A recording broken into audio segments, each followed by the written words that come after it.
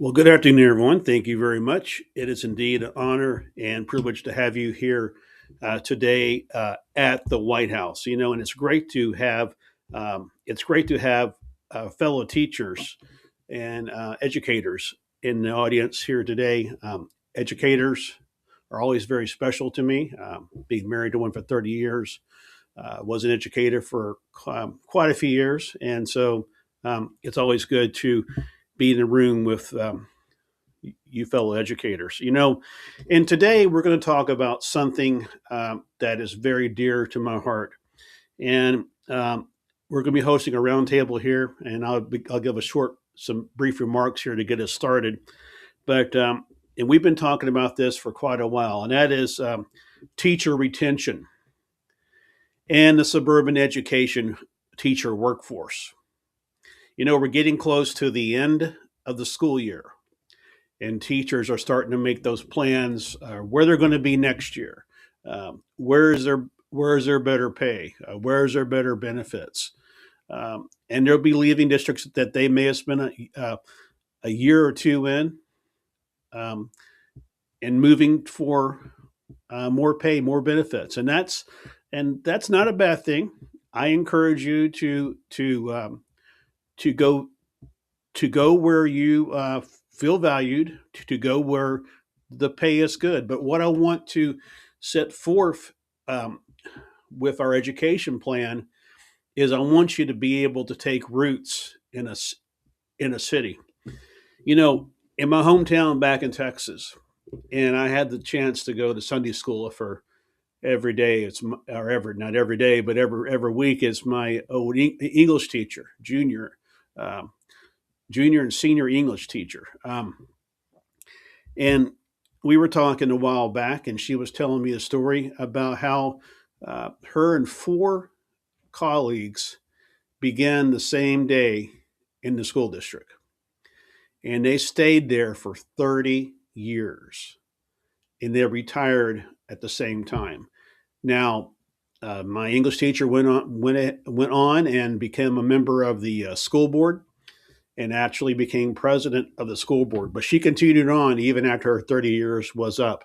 And that's what I'm talking about. I'm talking about teachers being able to set roots down in a community. She actually taught in Dallas for a year or so, then moved out to suburban Dallas and set roots down there. So this is what I wanted to get back to.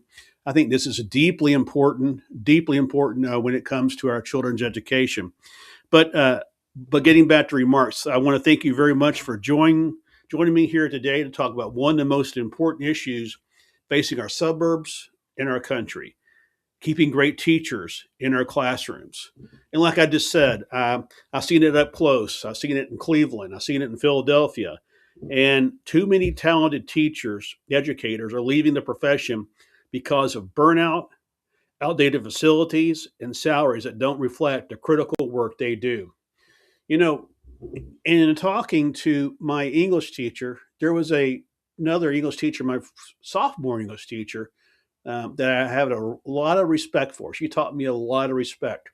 And I asked one Sunday in Sunday school, we were just talking before class started, by the way, and we were just talking, and I said, "Is Miss Lutke still in teaching?" And my English teacher said, "No, I think she left and got into the corporate world, or got out of education."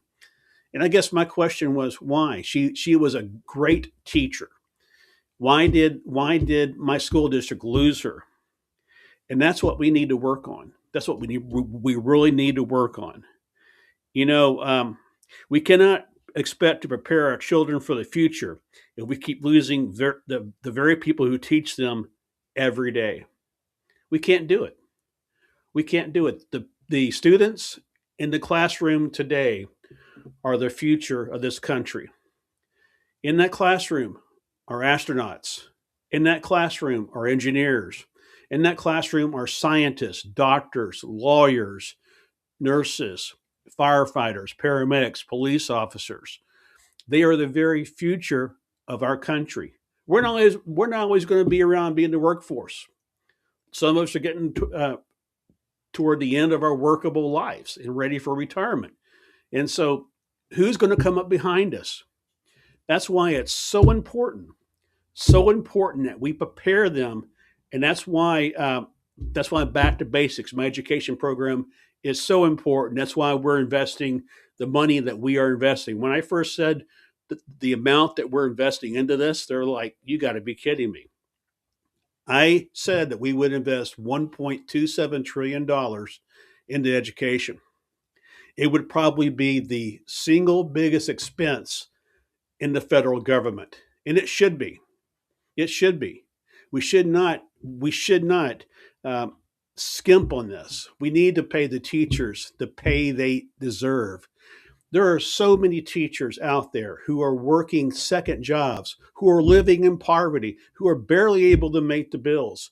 Why is that happening? Why is that happening?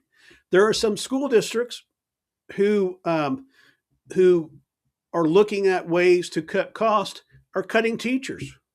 Why? Why are we doing this? Why are school districts having to face these tough decisions? Because the money is not there. The money is not there. But back to basics, the money will be there. $1.72 trillion is what I want to invest in education. And you may think that is some pie in the sky figure, but that will give every state adequate funding to be able to pay teachers a livable wage and be able to bring our schools back up to standards that they need to be at. The infrastructure in some of these schools right now need a lot of work, you know, and and, and that's what I was just saying. Major investments in school renovation so teachers can have modern, safe buildings to work in. Right next to my home in Texas, there's a school that's been sitting abandoned for about 4 years, sitting there. Why don't we invest in that building, do what repairs we need to do, fix it, and open that school instead of putting 40 to 42 students into a classroom with one teacher? You're asking about why teachers are leaving the profession? That's why right there. That's why right there. And we're having a school set there empty, and it's only used for a polling place and a community resource center. And it has the classrooms, and it can ease the stress off the other schools. And I'm sure that's not just my hometown, but it's probably in every city through our country.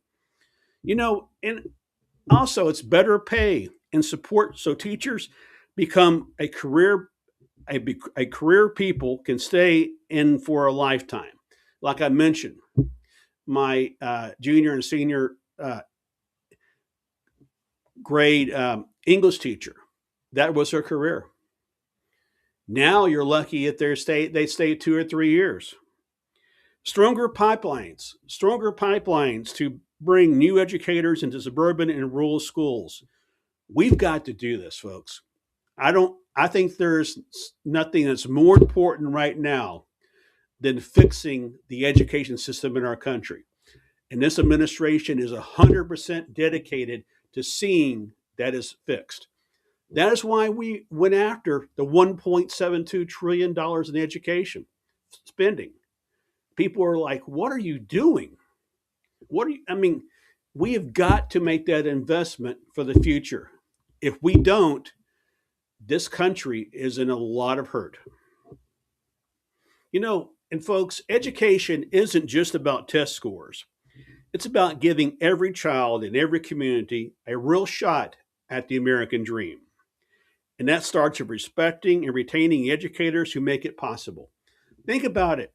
Think about it, folks. Every person in that classroom, we are the United States of America.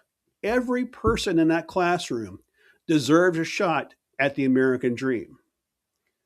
They should have a shot at the American dream. And we're going to see under my administration, we're going to see that they get that shot at the American dream.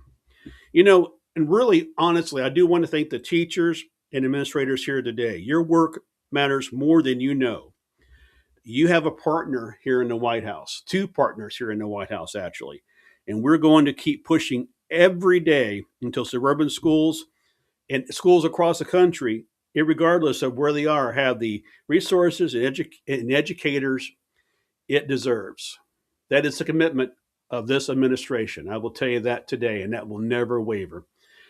We are going to send the press out now, and we are going to get started on this. I'm looking forward to spending some time with you folks this afternoon and hearing your concerns and hearing some of the problems and solutions, and see what we can do to turn this problem um, into more of an answer. Okay.